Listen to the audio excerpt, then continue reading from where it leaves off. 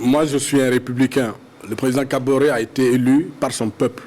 Même si on peut estimer que ceux qui l'ont élu à 60% ont été achetés pour la plupart. Moi, je suis pour une solution républicaine. Parce qu'il n'y a aucune garantie aujourd'hui que si l'on venait à changer le régime, que le Burkina ne va pas faire un grand bond dans l'inconnu. D'un point de vue éthique, je ne vais pas m'associer à un tel projet. Par contre, je sais que si l'on continue, le président Kaboré continue sa gestion de cette manière, chaque heure qu'il passera au pouvoir va rendre plus difficile l'œuvre de reconquête du Burkina. Donc, il y a des changements à faire nécessairement. Il y a un sursaut de sa part. Maintenant, avant de proposer des solutions, je vais rectifier quelque chose sur les généraux dont on parle. Vous avez dit qu'il y a un homme politique qui dit qu'il faut aller à une solution à la guinéenne, c'est ça? C'est ça. Où Doumbia a mis plus d'une quarantaine de généraux à la retraite. Il ne faut pas, à mon avis, aujourd'hui, se laisser emporter par des informations qui viennent des gens qui ne sont pas forcément du domaine ou qui ne s'intéressent pas du domaine. Dans l'histoire politique du Burkina, de 1960, c'est-à-dire de Babassi à nos jours, le Burkina n'a pas eu 40 généraux. Je mets quiconque à défi de le dire.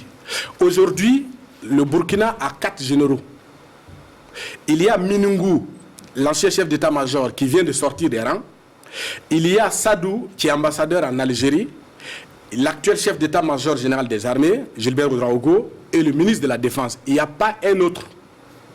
Et ces gens ne peuvent pas être utilisés dans le commandement actuel. Tous les autres généraux dont on parle, moins peut-être 5, ils sont soit à la retraite ou à la deuxième section. Ils ne peuvent pas être dans les rangs.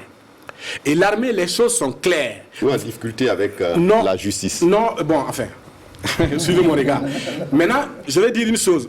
Gilbert est le 19e chef d'état-major général de l'armée burkinabé. Parmi les 19, il n'y a pas 10 qui ont porté le grade de général.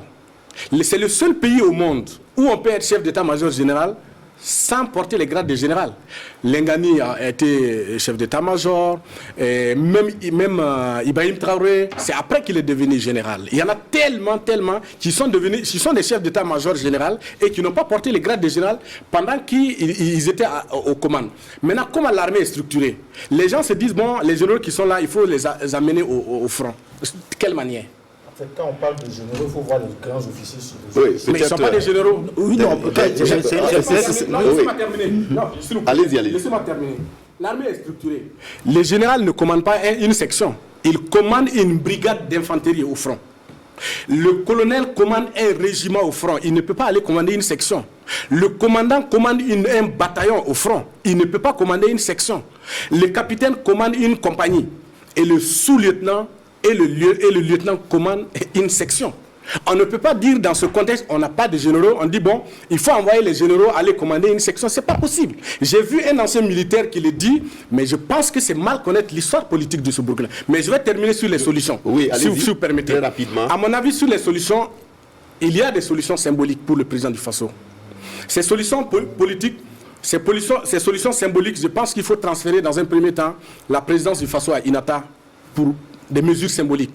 Deuxièmement, le ministre de la Défense, à mon avis, doit être basé à Mangoudara. Celui de la sécurité doit être basé à Mandjari, dans l'est du pays. Le chef d'état-major général des armées doit être à Waïgouya.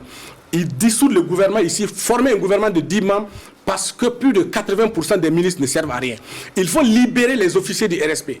Les anciens officiers du RSP, il faut trouver un format pour les libérer, parce qu'ils ont agi sous les ordres de leur chef. Il faut trouver un format, les libérer aujourd'hui. Ils peuvent demander pardon à la République parce qu'on a une crise d'officiers sur le terrain. On a un sous-lieutenant qui quitte Pau pour aller commander une section au front.